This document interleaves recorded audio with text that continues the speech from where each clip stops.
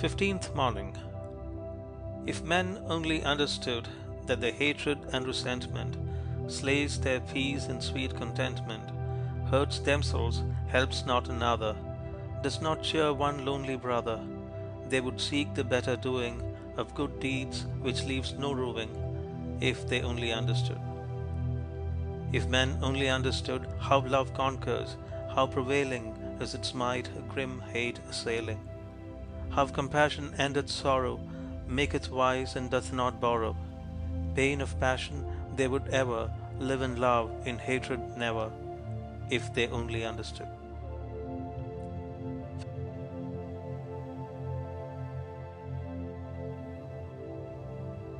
Fifteenth morning. If men only understood that their hatred and resentment slays their peace in sweet contentment, hurts themselves, helps not another, does not cheer one lonely brother, they would seek the better doing of good deeds which leaves no roving, if they only understood.